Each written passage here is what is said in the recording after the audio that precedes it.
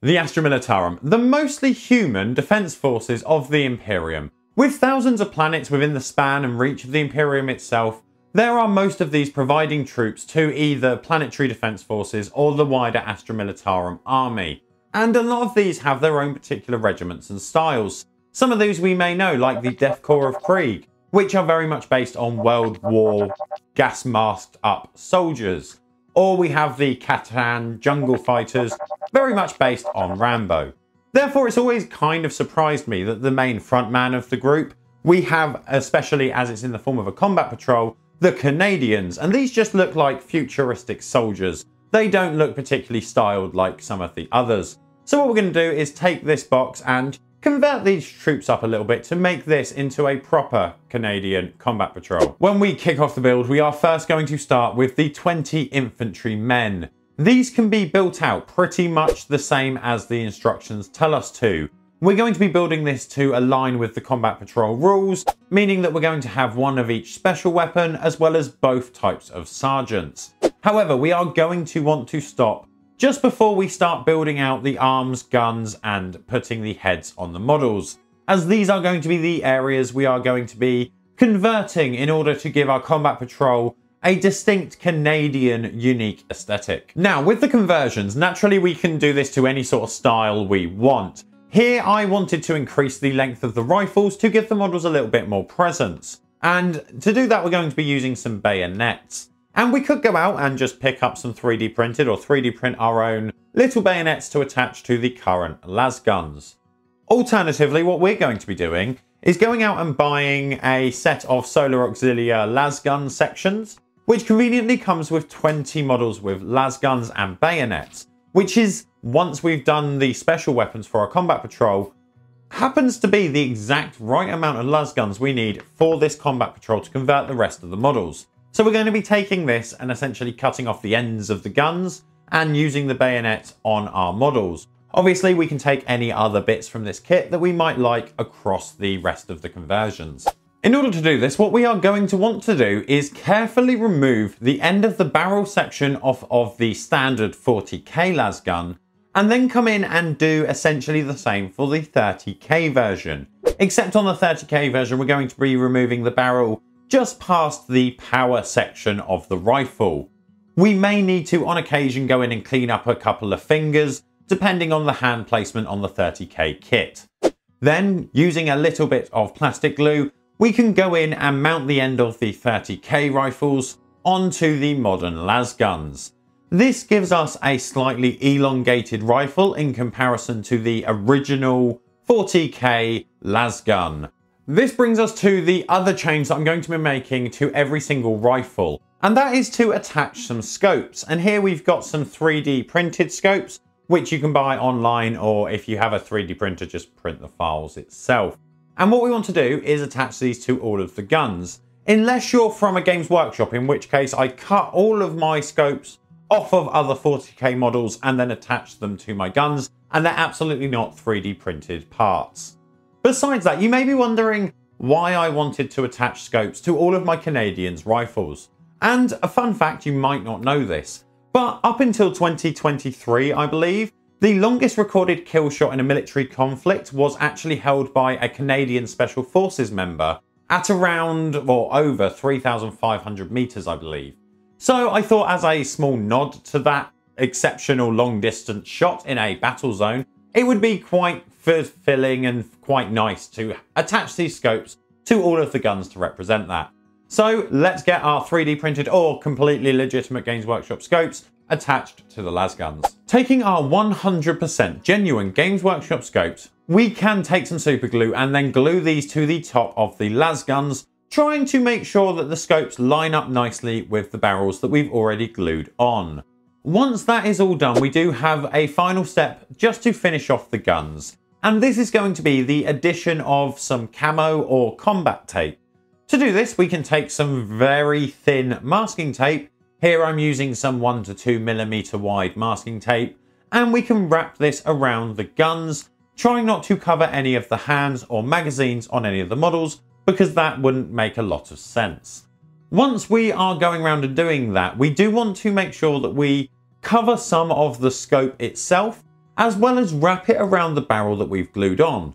This will help to stop any of those areas coming off in the event that we give the model a knock in the future.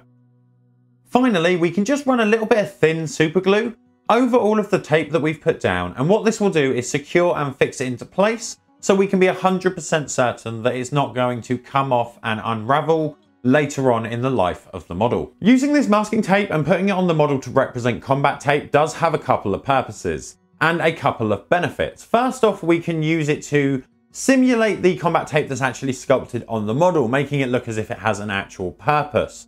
Besides that, what we can also do is use this to bring in a few of the colours from our base. Naturally, soldiers might want to camouflage their weapons so that they don't stick out as much in a combat environment by using something that represents the area that they're in. So we can pull that in nicely using the combat tape. And the final benefit is that we can kind of use it to hide the seams on both the scope and the barrel if we tape it across those areas, and it will also hold them in a little bit better if we do end up giving them a little bit of a knock. So there's a couple of benefits all across the board. But once we've done that, we've attached the bayonets, the ends of the barrels and the scopes and the tape, the arms and the guns are essentially done, and we can either glue these on if we're not going to be sub-assembly painting the models, or because I will be doing that, I'm just going to use a couple of balls of blue tack and we can stick the arms in the correct placement. Before we finish the models though, there is a final area that we need to do for a conversion that is quite key, and that is going to be any of the helmeted heads are going to get a nice conversion to turn our modern helmets into the typical round brimmed hats of the Canadian Mounted Police. To achieve this, we do need to take some thin plastic card and then cut this into rings. These rings can then be used as the brims, and when cut to the right size, we can use a small amount of plastic glue to mount them to the back and the front of the helmet, meaning that we only have a small area to make up due to the fact that heads aren't a perfect circle. These gaps can naturally be filled with things like green stuff, but for speed, what I'm going to do here is take some plastic sludge, which is just sprue melted down in plastic glue, spread that across the gaps just to quickly fill them out, and then later on when it's dry, we can come back and file or sand them so that they're nice and smooth. These little discs were actually cut out using a cricket style electric CNC cutter for plastic card and things like that. So I'll try and remember to put the measurements that I use down in the description below, and if I have forgotten, let me know in the comments and I will reply or pin a comment with the information needed. Hopefully though, I will remember. But in regards to the actual conversions, that's the bulk of the unconventional conversions done. The rest of them were kind of, let's say, conversions of opportunity. So naturally we've got the 30k kit as well as the 40k combat patrol. The actual vehicles, so the Sentinel and the mortars, were built out exactly as per instructions, and I'm going to try and tie them in with paint scheme as opposed to tying them in by putting something stupid like a sniper scope on top of a mortar, which I thought would just be a little bit silly. As I said, the rest of them were just what was available, so naturally we could swap out pieces from the 30k kit into our 40k kit. Things like this commander for the command squad. What I did was take the pistol arm from the 30k kit, which has an older fashioned plasma pistol, as well as swapping out the saw that is resting on his arm. He's kind of got a chainsword that's leaning against it. I've swapped that out for a raised sword from the 30k kit. So small changes like that that don't cost very much and can just be easily swapped out were also made throughout the rest of the kit. But that is it in regards to the conversions. But I didn't want to leave you just there. I'm not going to have time between now and when the video needs to go out to paint the entire combat patrol. But what I do want to do is run through how we're going to be painting the bulk of the infantry so that you can see how it's done.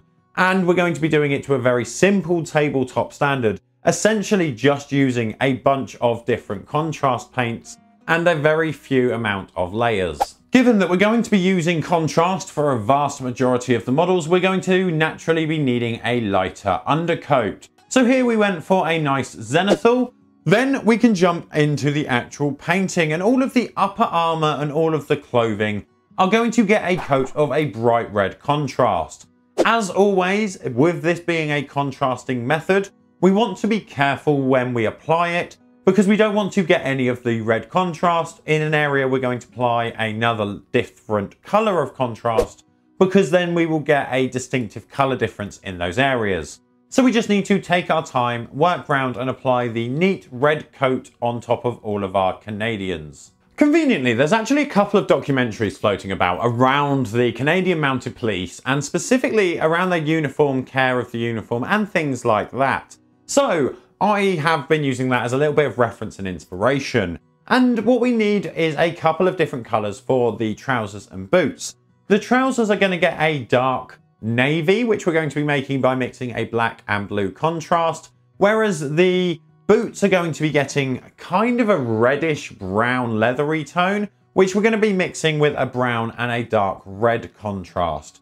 Mixing these in roughly 50-50 each gives us a nice tone, and because I know that there's going to be a lot of possible troops and things like that for an Imperial Guard or Astra Militarum army, I decided to mix up a couple bottles of these colours, just getting a pipette and dropping it in and labelling it for future, so that if I ever want to paint a vast amount of Canadians, I have all of the colours I need ready to go. Once all of our mixes are done, we can first take the dark navy, and what we want to do is carefully go round and apply this to all of the trousers and pockets. Doing this in a batch painting method makes this nice and quick. We can go from one model to the next, covering all of the trousers, and by the time we get back to the first model we started with, we can do the same for the boots because the trousers will be mostly dry. There, with the boots, we're going to be taking the dark red-brown mix and again covering over all of the boots, also making sure to catch any undersides of any lifted boots. This means the model's armour is essentially sorted, but we still have a fair few elements remaining, things like the bags, the pouches and things like that. And there we're going to be using a brown contrast, which will render them essentially neutral in the overall scheme. We then want to take advantage of this brown contrast being out. So what we're going to do is paint the entirety of the gun, the scope and any metallic metals as a brown contrast layer. Using this brown contrast here is quite convenient when we're painting the rifle, because naturally we've covered a lot of the gun with combat tape in the form of masking tape.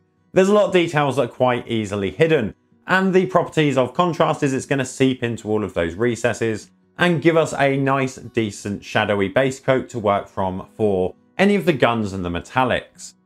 When we're doing that and we're painting the straps in this brown as well, we're painting the back straps as well as all of the pouches, we don't want to catch any of the front braces or front straps of any of the models. And the reason for that is we're going to be painting that in a completely different colour, and it's easier to not blend up from a brown to the colour we're aiming for. So if we can avoid them, it just makes it a little bit easier. These straps and belts are going to be painted in white, just to give us a little bit of separation. And because we've used a zenithal, we can't exactly go straight in with a white contrast. It won't give us the best outcome. So what we're going to actually be doing is starting off by painting in a couple of layers. Starting from a mid skin tone as the base coat, we want to start from here and start to layer up, going into a very light flesh as the second highlight. Then once we've caught nearly all of the areas with this lighter flesh, we can bring up the brightness of it a little bit more by mixing in some off-white into our light flesh in roughly a 50-50 mix. This can then be used for the final edge highlight and also to pick out the most raised areas, which sets the stage perfectly for the final step of applying a white contrast. And what this will do is add back in some of the extra detail as well as a little bit of shading for us. Personally, I quite like how this method works for tabletop white. By using the warmer skin tones and then applying a cooler contrast over the top, they kind of neutralize each other and give us a nice clear white that we can then build on in future steps with highlights if we want to. In regards to other areas of the model in painting, there's a couple of bits that I'm just going to kind of skip over. So things like the face. Obviously we can paint the faces in many different ways, many different skin tones and things like that. But for the essence of speed, essentially here I just gave every single one of them a warm skin tone base, followed by a light skin tone highlight and then a flesh wash, just to give us some simple skin. And that was done on the faces as well as the hands, just to keep everything consistent. But what I do want to spend a little bit of time on is looking at the actual metals and the guns, which is a little bit more exciting in the regards of quick tricks. Hopefully all of our metals have already been given a brown base coat. So what we're going to do is utilize this and just give a small amount of metallic shine. And we can achieve this by a simple overbrush using a brass on all of the metal areas. This will give us a nice, really simple edge highlight that also will articulate the metal essence, giving us that nice reflective shine. Then what we can do is tackle the wraps on the actual gun now that the metallics have been painted. And these are going to be painted in a clean coat of whatever color we're going to be using. And as I said, relating possibly to the base. Here we're going to be using green rubble and green plants on the base. So we're opting to give the wrappings a green base coat and layer, which works nicely with the colors of the base. This essentially gives us a fully painted body. We've got everything done now. We've got the guns, the metals, the armor, the clothing, everything sorted. But there's one thing we're missing. We haven't touched the iconic hat, that round brimmed hat that we spent so much time making. And because these are normally black, rather than us painting them in a zenithal and then painting them back to black, we just saved a little bit of time, and these ones did not get a zenithal undercoat, meaning that we can just jump straight on with our first steps for highlighting the blacks. For this really quick black method, what we want to do is work from a black base coat, which is easily achieved, and we're going to go around and do a nice array of both broad highlights as well as sharp edge highlights, and we're going to be using a light flesh. This should help to build out some wear and tear along the hat and some of the softer edges. And that's what we'll do with the broad highlights, whereas we will then be defining the clear shape of the hat using some broader, stronger edge highlights. Once all of these highlights of all of the types are dry, we can come in and give the area a black wash. What this will do is darken down the last stages as well as desaturating the warmth from the skin tone, giving us a really nice quick black hat, which means that we can then move on to the final things like the face mask, which can either be in our, I would say, base coat color of whatever our bases are, so in my case green, or as we're doing here, we're going to be painting them also in black. And that gives us 20 painted infantry for our combat patrol. And these guys are really nice and easy to achieve. We've just done essentially contrast layers, and it means that we can then go back later on once the rest of the builds are done and then build out some highlights just to push the tabletop quality a little bit more. So this is my Canadian Defence Force, and obviously, yes guys, I am aware that it's not actually Canadian in the book, it's Cadian, but I kind of found the parody of Cadian and Canadian a little bit more amusing than the relationship of the Imperial Army in regards to the Astra Militarum and their mindset, and the old school British Empire, which is similar to the colour scheme that I wanted to use for these guys. So I thought that I would give a nod to the Canadians and go with this sort of style. It also means that I got to experiment on ways to make some nice Canadian style hats from Astra Militarum troops. So overall, I really like these guys. I have been doing a lot of projects recently that are kind of externally expired. And if you wanted to see one of those inspiring videos where I've looked at some sort of external source material, do stick around because we'll be touching on that. So you are going to want to check out, in fact, it's here. Check it out here. This is the video where we build Mario, we paint Mario as a Space Marine. Otherwise, do remember to subscribe so that we can see you next time.